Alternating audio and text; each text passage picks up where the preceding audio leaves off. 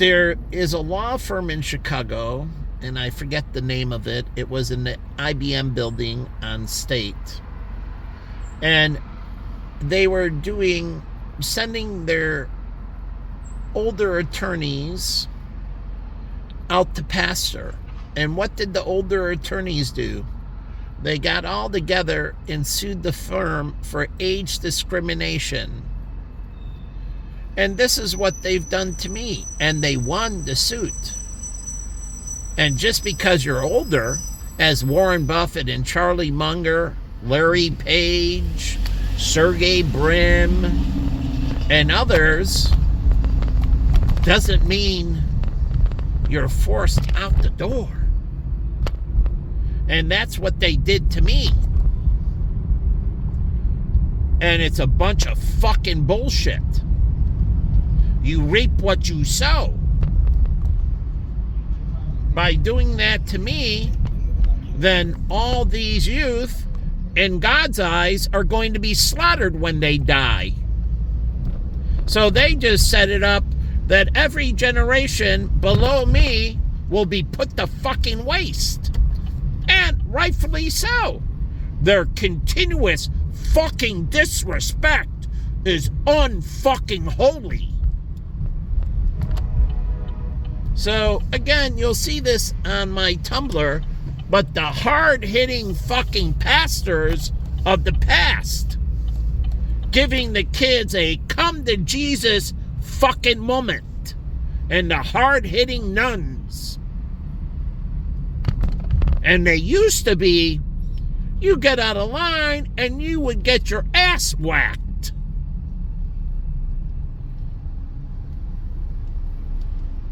But now, they can walk all over.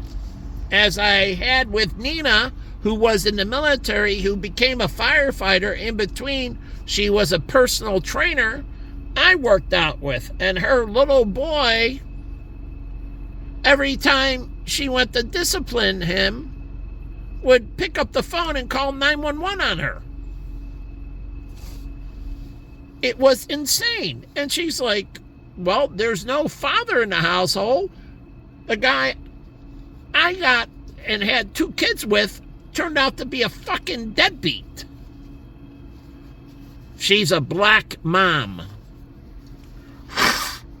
Now, she's a black girl who served in the military, was a personal trainer, went through all that training and that, and we worked together. And she did incredible things to make ends meet. And she loved her children. And then she became a firefighter later. So, again, very righteous black woman. Incredibly righteous black woman. And I do love her. And we used to talk about the challenges of disciplining, in particular, because there was no male in the household, and she was looking, she kept herself in shape. She had a booming body. Because there was no male in the household, she was an example for a female, and her daughter didn't act out. But because there was no male in the household, her son thought he was the fucking man of the household. And he would constantly act out. And she was going before Child and Family Services and so on. Because he constantly lied. And the funny thing is, an incredible loving mother. She never talked about doing anything wrong to her son. She was pulling out her hair trying to figure out, how can I guide this kid right? And that's what we used to talk about. And she struggled, and this is why you have all these unbelievably vicious black males. Unbelievably. Because there was no bull elephant in the household. to kick their fucking ass.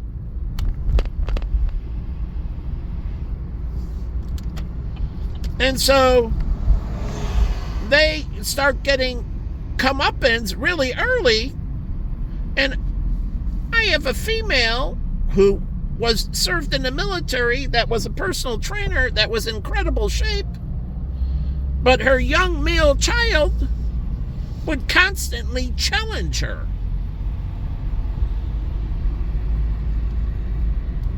So it wasn't like she didn't have physical capabilities, but still, he didn't have respect for her. And here's a mother who works very hard to provide for her 2 children, and her son had no fucking respect for her. It was unbelievable how hard she was working to get things together to give them the best opportunity possible. And this is what happened to the black family. You go back in records before 1950, and they used to have, solid households. And so all this evolution of all these male bums were from the busted households. And when you make a deal with the devil, in the great, what did Lyndon B. Johnson say? The Great Society, the social welfare plans. As I listened to tapes of him when he was president from the Oval Office, and again, it wasn't like the New Deal. You didn't work, you didn't eat in the New Deal. The New Deal created all kinds of infrastructures. It was a job, and it provided skills for them. And that skill base led into us being able to support our military in World War II. But people don't factor in how important the New Deal was. That re-envisioned farming to be able to feed and agriculturally support our troops with food and clothing and all of this. Because of the Dust Bowl that was created and that, we had to reinvent. And that was all through the New Deal, where nothing given, everything earned. And it prepared us for what? World War II. And the manufacturing and industrial and technology revolution that was needed to overcome Germany and its allies. And it allowed us to fight fiercely in the Pacific and in the Atlantic with incredible capabilities. But people don't understand. Do you know how fast we built ships? The Maritime Marines, they assembled huge cargo ships in weeks, I think. Truly, they were putting them out because they didn't have to put on the guns and other things. They were literally putting out all these freighters because the U-boats were sinking, but we could produce them faster than they could sink them. So it kept the supply lines going. And all that stuff that we lost, we were producing more agriculture, more everything.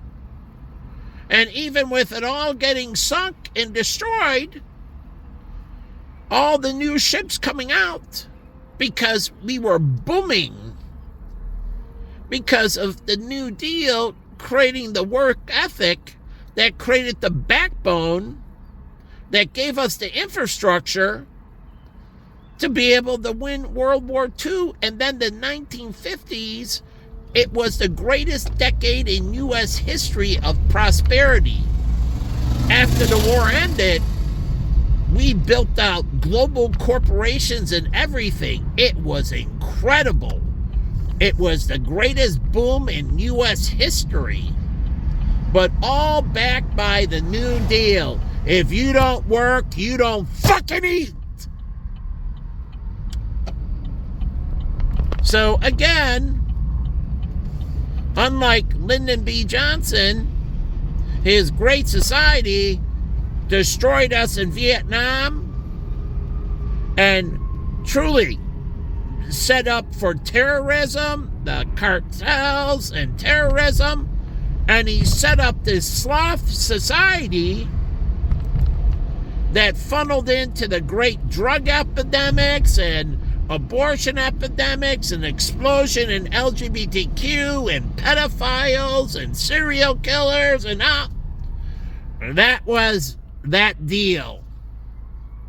Set the foundation of burning the world. It empowered global terrorism unbelievably, global criminal organizations unbelievably, because they could get their foothold in the ghettos and in the poor communities throughout the United States and work their way up the food chain. So you're only as strong as your weakest link. And so it created such an incredible weak link that they can funnel through all the corridors of the slime of America, and they did. And the trailer parks and all that, they funneled right into and could bridge out and expand their criminal empires. And they had massive recruits, like down south and everything.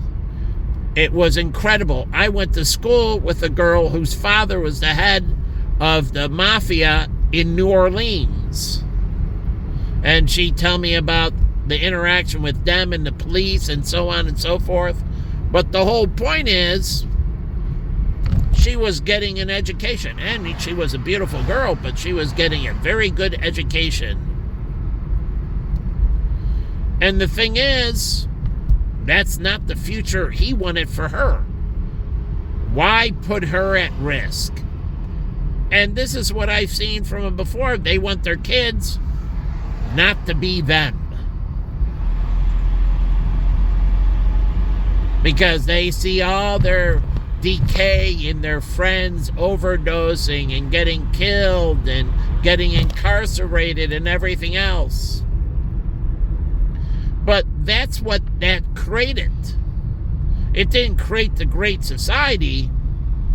It set America on fucking fire. The 1970s, the most violent in history. And also, it set up for the oil embargo and OPEC because we gave up our interests overseas. And Saudi Arabia bought us out, but we gave up control, and they were able to pull embargoes because we pulled our corporations out and everything else and had no influence. And so it created a very bad thing.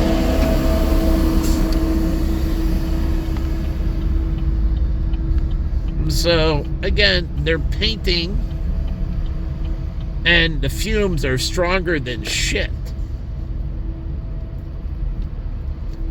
And it's because of the chemicals they use in paint, and they have to understand this. And they have to re-temperature the paint for the environment. Because it's night, it's cooler out, but there's also more respiration from the plants. So usually you get a lot of humidity from the respiration from the plants at night. That's why you get fog in the morning, and that's all generated by vegetation and the respiration of vegetation. And it cools down to an hour after sunset or so, and that condensing, that cooling creates the fog. And that's why in Malibu, the A1A going through has so much vegetation around it. Or you go through the gorillas in the mist. Well, that's fog is from the respiration of the plants. So you get this moisture and cooler temperature, and the paint has a curing difference, a bonding difference. So again, you have to change the composition of the paint. You can't use the same composition that you use during the day when it's hotter and sunnier. So that paint cures faster because usually the sun burns off the moisture, and so it tends to be less humid, and the nights can be very humid. But you got to look this up, and so they have to understand that for these things to adhere right, they have to understand the composition of the asphalt or the concrete. So they create a particular blend, and they can have different canisters, and they create this marriage that creates a perfectionary blend. I'll put it on Tumblr, but again, they have to understand this so things go correct.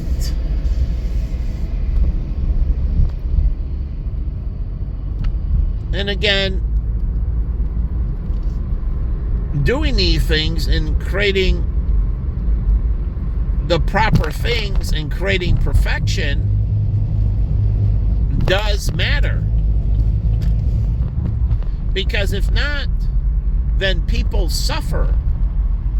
So we create lines on the street for safety, to protect life. Why should those that create the protection suffer from a toxic environment? Inhalants that can damage their brain, that can cause lung issues. That's cutting off the nose to spite the face. So again, and tailgating shows me there's zero respect in this society. Truly, tailgaters show zero respect for people. And when people tailgate each other and do it, they show no respect. And this society needs to have a come to Jesus moment where the tailgaters got to have their fucking ass beat. Something's got to stop them because they seem to be afraid of nothing. And it's a total other lack of fucking respect. When somebody broaches your personal space, it shows they have no fucking respect for you. Because if they had respect for you, they would be courteous. But we teach a society that has no respect. And the biggest thug wins. So we have a society of thug mentality, whether in a car or on the street or in a restaurant. It's all thug mentality.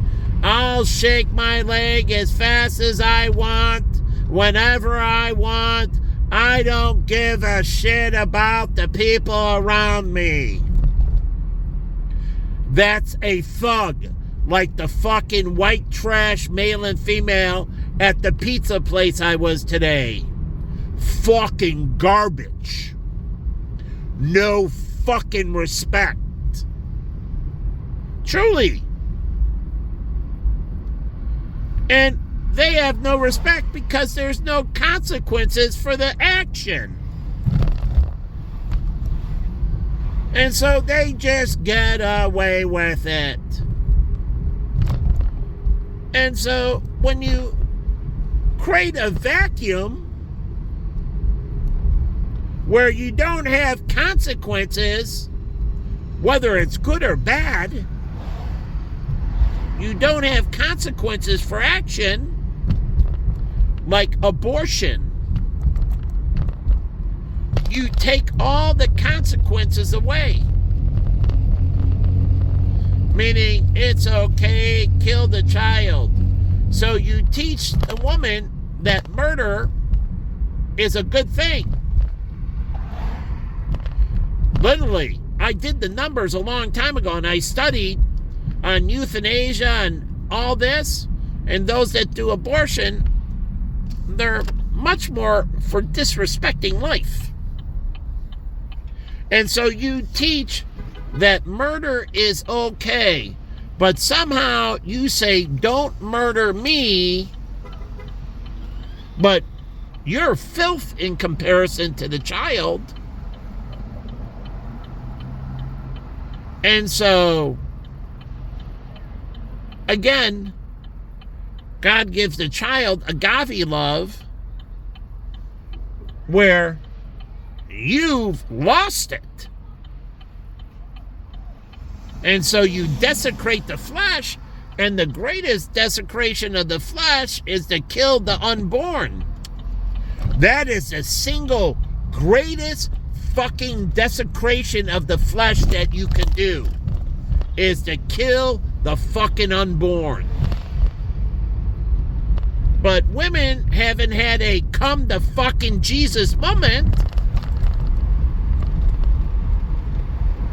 It is the single greatest desecration you can do, is to murder the unborn. And you don't understand the guy in Cleveland who impregnated and then beat the babies to death in their womb. That motherfucker is burning unbelievably. Again, it is the single greatest desecration of the flesh that you can do. God gives that child agape love. And you go in and you fuck it up because you didn't do the right thing. So the child should suffer because you fucked up? That means you're not owning up to your responsibilities. And again, why do you think we had an abortion boom and it fucked our society? Because we had the baby boom and things were going great. We didn't need immigration. And then we started abortions in the 60s started coming, and then in the 70s. And then we needed so many more people. Because we went that way, and then we went the LGBTQ way, and go ahead and grab the research. They have less children, and the children grow fucked up. So, the birth rate goes down. They added to a significant decrease in the birth rate. So, you get a significant drop in the birth rate, and a rapid increase in abortions. Then you get a rapid increase in imprisonment because you flood the market with cheap labor, and you take away all the entry jobs and the fallback jobs that you can get laid off and you can grab a pizza job or, some other job to make ends meet. The fallback jobs while you're between successes. So again, it flooded the market. And then you created a market that couldn't place people, and you created ghettos. Like I've been in Spanish Harlem and all the violence and the underemployment and everything else, and you created race wars. Oh, unbelievable. From the great migration of the Hispanics and blacks, the fucking country started burning, creating race wars, flooding on top of it immigration issues, sanctuary cities. And what do we get? All that redirected resource. So we can't take care of the Native Americans. We can't further solve our problems with the blacks. We can't take care of and correct things in the Appalachians and in the poor southern towns and that, because we bring in all these other fucking issues. And all the money and all the good plans get diverted. So look at what happens to my videos. When the tailgaters and the people doing the unrighteous things, all of a sudden it redirects my energy and my time, and that means my money, into these negativities. And that's what we did to our society. And that's why we're losing to China and many others that take a hard-hitting approach to crime. Why do you think Taiwan and Singapore and them became these incredible incubators? They do not fucking tolerate any crime.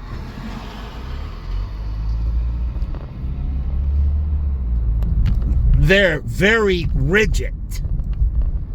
They do not give an inch to criminals. And so that's how they got the Taiwan semiconductor, because people were forced, the only way you can earn money is the righteous way. And that means to get more money, you got to get better equipped, better education, better vocational training. And think of it, a small nation such as Taiwan supplies the world with its chips. A small miniature community, small,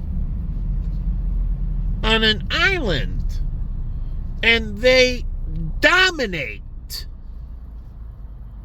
because they have a zero fucking tolerance.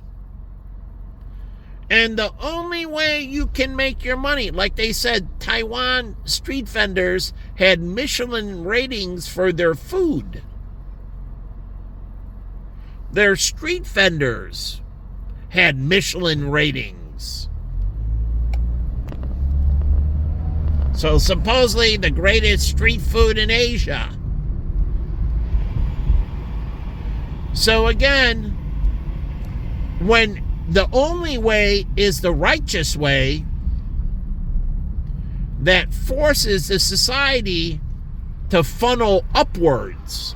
But when you say you can steal and get the bling, you can drug deal and get the bling, you can do sweatshops and get the bling, and you show them that the criminals lived a life and they get all the bling and then they get all the power.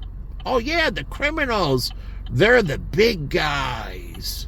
They're the guys that everybody's scared of. How do you think the Italian mafia recruited, the Russian mafia recruited? Be the man. And when you're with us, everybody is scared of you. You're the man with the power and the bling. The cops are scared of you. The prosecutors are scared of you. The government's scared of you. And so that's what they teach. But when you do it the other way around and you're ruthless to weed out any sources of corruption, any sources of criminal activity, it teaches them the only way is the righteous way. You have to earn it. So it forces them into sweat equity. That's what it means in the Bible. You don't work, you don't eat. And it's talking about fair day's labor for a fair day's pay.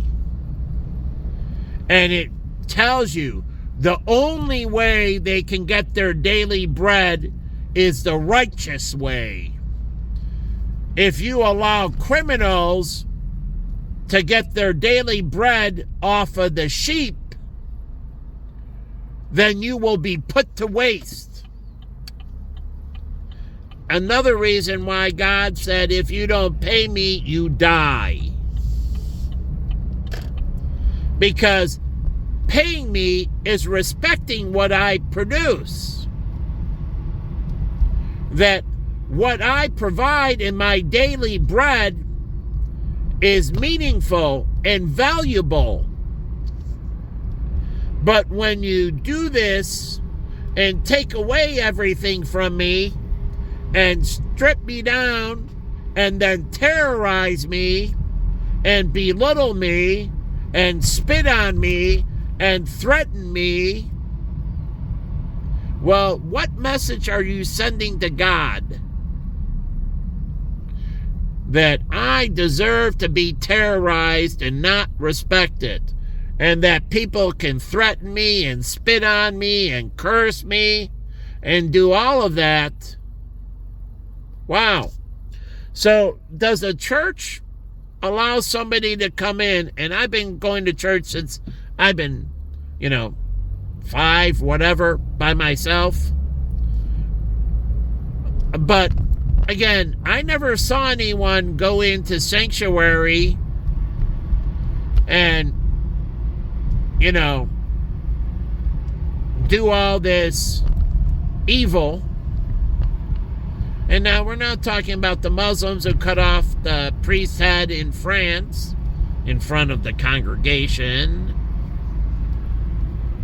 because they're also fear of the Muslim. Truly. And they just waltz in and go up there and put them on their knee, and then right in front of the congregation. And they're the all-powerful. So that's what they did, and that's who they were. And that's why I got pissed at the Coptic Christians.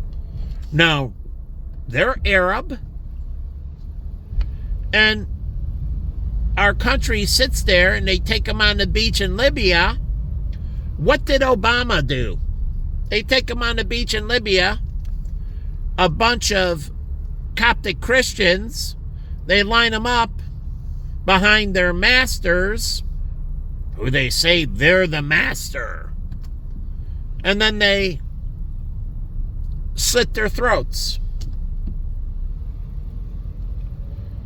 And Obama destabilized Libya. He had no plan for stability, and he went in there and took out Omar Gaddafi. When you go in, you have the end in mind. You know exactly what you're going to do to stabilize. You know exactly where you're going. In World War II, we did the underground and that, and we knew exactly when we took out German units and towns, exactly who was coming in to stabilize, who was going to be the leaders. And that's why the rebuilding worked so well.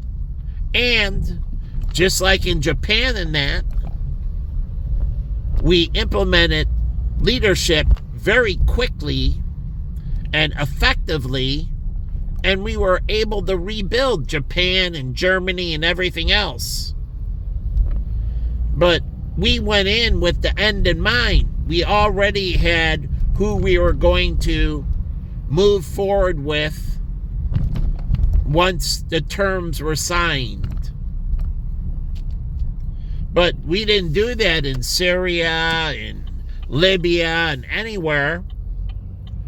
And we created instability, a vacuum. In Iraq, it's the same thing. You take out Saddam, where is Saddam 2.0?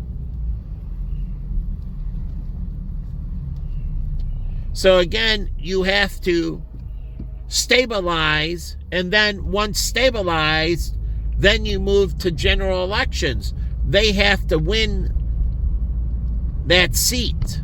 Isn't that what we do when Kennedy was assassinated, that Lyndon B. Johnson came in?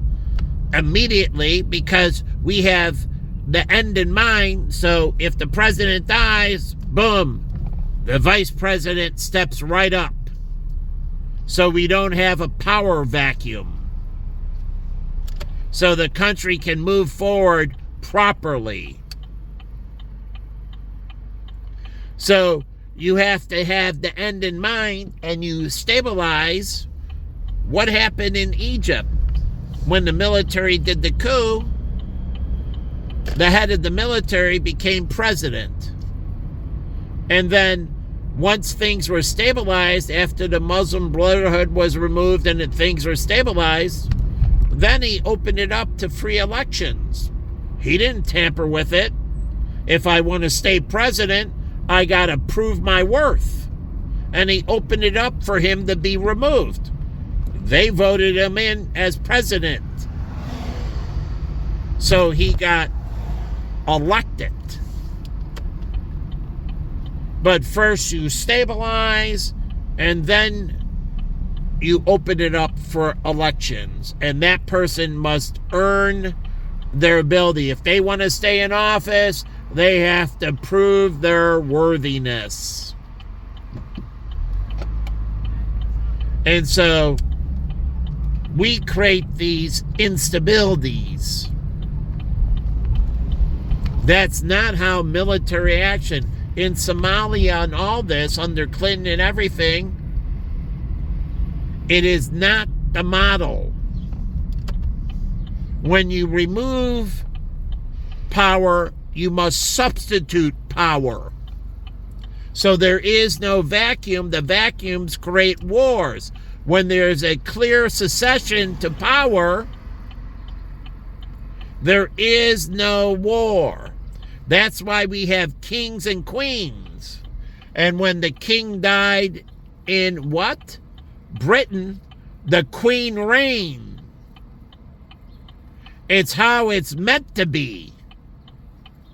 So there's a clear power transition between male and female. And homosexuality destroys that transition. And there is not this clear dynamics where one supports another. And if you learn chess, the queen is the most powerful piece on the board.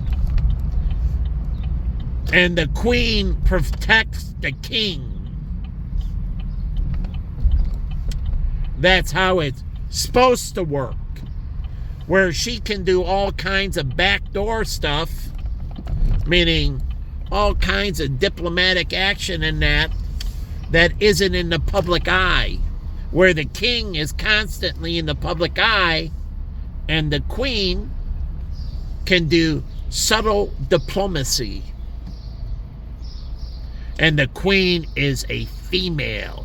Only a female can be a queen. And no, a female cannot be a king. The queen rules, or the king rules, or they rule together. But no, there is no female king, unlike the one movie. It's teaching the different roles and the integration of the two becoming one. The marriage of the king and queen. So this sets the proper precedent for society. So there's a proper power exchange, that a female doesn't worry about a coup.